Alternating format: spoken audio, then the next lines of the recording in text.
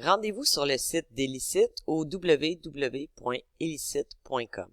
Dans la page d'accueil, vous avez une boîte de recherche dans laquelle Elicit vous invite à formuler une question de recherche pour explorer la littérature scientifique.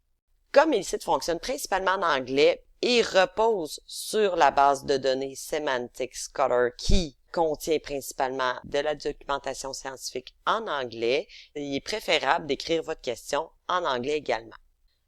Un peu plus bas dans l'interface, on retrouve l'historique de recherche. On a 3 modes qui sont disponibles. Le mode Find Papers va vous permettre de trouver de la documentation scientifique. Le mode Rapport de recherche va vous permettre d'obtenir un court rapport structuré en fonction de votre question. Et le 3e mode, c'est le mode Systematic Review. Comme la Bibliothèque de l'Université Laval est abonnée à la licence plus pour l'outil Elicit, nous n'avons pas accès à ce mode de recherche. Donc, première chose à faire, c'est de poser votre question dans l'interface de l'outil. Elicit va me donner une rétroaction par rapport à ma question de recherche et il va aussi me proposer certaines reformulations pour améliorer ma question. Je lance ma recherche. Lorsque votre question de recherche est soumise, Elicit va interroger la base de données Semantic Scholar et générer une table de résultats. Il y a 10 articles à la fois qui vont vous être proposés et vous pouvez relancer la recherche pour en obtenir 10 autres, etc., jusqu'à temps que les résultats que l'outil vous présente ne soient plus pertinents en fonction de vos besoins. On a dans le panneau de droite un résumé des différents papiers. Donc, l'outil va répondre d'une certaine façon à notre question en se basant sur le contenu des 10 articles qu'il a trouvés. Il va même aussi citer les documents qui lui auront servi pour formuler le résumé. Dans la liste des résultats, j'ai 2 colonnes. La première colonne, c'est les informations bibliographiques, donc le titre, les auteurs, la revue, les citations, etc. Dans la deuxième colonne, j'ai le résumé du résumé de l'article qui est formulé en fonction de ma question de recherche.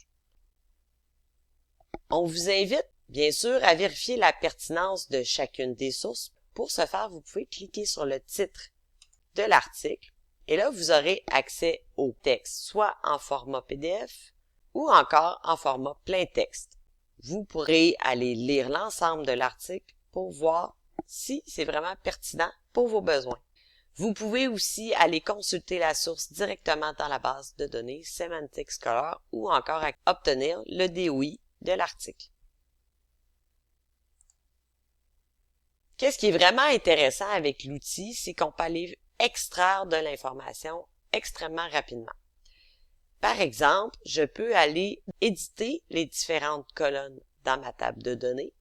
Par défaut, l'outil va proposer l'extraction de certaines informations dans différentes colonnes, par exemple les caractéristiques méthodologiques ou encore les différents types d'anxiété mesurée. Donc, j'active la colonne dans mon tableau et l'outil va aller extraire cette information-là à une vitesse quand même impressionnante.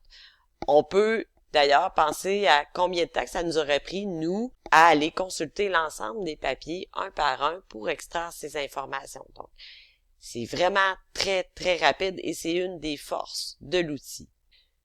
Bien sûr, on vous invite encore une fois, et comme vous le faites pour tous les outils d'intelligence artificielle générative, à vérifier les informations qui ont été produites par l'outil. Pour ce faire, vous avez tout simplement à cliquer sur une cellule et là, vous allez pouvoir avoir les différents extraits qu'Elicit a utilisés pour formuler sa réponse. Et plus bas, j'ai les explications. Donc, comment l'outil a interprété les données de l'étude pour extraire les différents types d'anxiété mesurés. Et ça, je peux faire ça pour toutes les cellules de mon tableau. Je peux aussi aller ajouter mes propres colonnes, donc aller extraire les informations que je juge pertinentes en cliquant sur Add New. Par exemple, je voudrais extraire les principales découvertes de différentes des différentes études. Donc, je vais aller extraire les main findings et je vais donner une instruction. Donc, j'ai un nom pour ma colonne et je donne une instruction à l'outil. Donc, je veux qu'il me liste toutes les découvertes de chacune des études. L'outil va aller extraire les informations, encore une fois, que je peux vérifier.